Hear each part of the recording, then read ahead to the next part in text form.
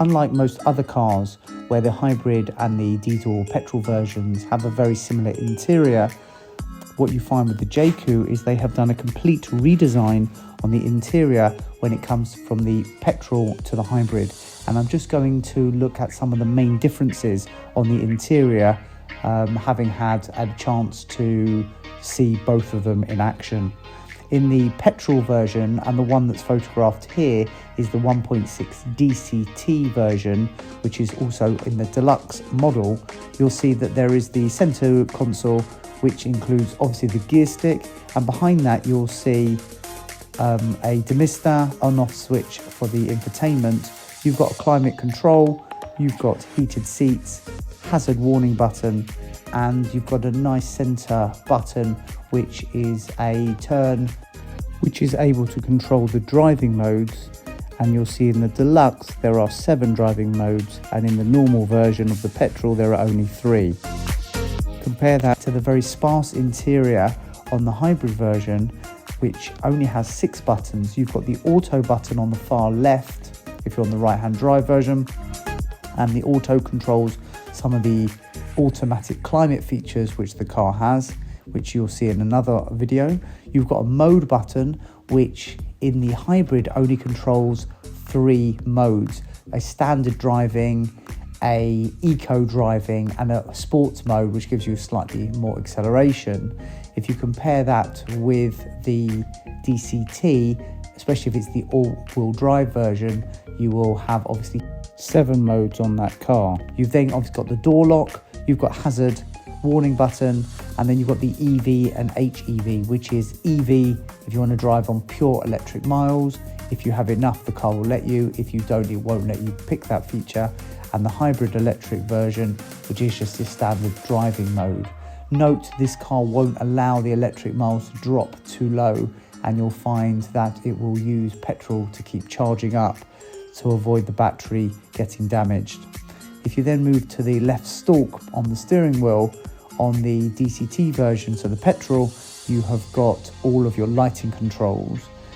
Compare that with the hybrid, and the hybrid has the windscreen wiper controls on the left hand side, and they are quite awkward to get to when you're driving. If it suddenly starts raining and the wiper sensitivity hasn't been set quite right on the screen, on the infotainment, you might find yourself having to put your hand through the steering wheel, over the steering wheel, to change the wiper speed, etc., or to get the rear wiper to come on. On the right controls on the petrol version, you'll see you've got your windscreen wiper controls, which again is a similar problem to what you had on the left side on the hybrid version. So you've got all your speed controls for the front and the on-off button switch for the rear wiper. Compare that with the hybrid, and you've got your driving stalk there, so you've got your reverse, drive, neutral and park buttons coming off the right hand stalk. It can be quite tricky if you're used to driving a car where the right button is the windscreen wipers, and then you switch and find that you keep putting the car into neutral.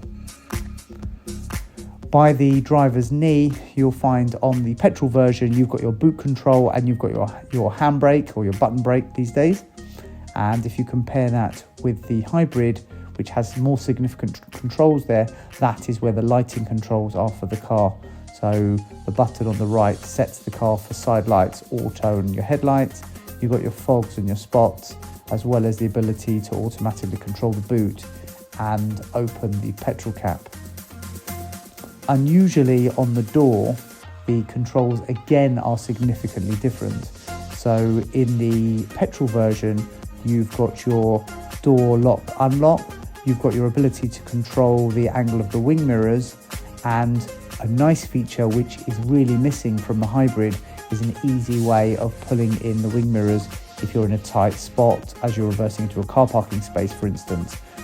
Other than that, you've got your window controls as well as your door lock, which, if you recall, in the hybrid was in the center console. Note on this as well, you'll see there's quite a difference in the paneling there on the deluxe model, which has tried to have some type of metallic or chrome look to the door. Compare that with the Hybrid, which looks exceptionally simple, and you've effectively just got 4 window control buttons and nothing else. So they are the main differences between the SHS Hybrid Jaecoo 7 and the 1.6 Deluxe version. If you want to see them on video, check out the shorts, and you can see the videos as well.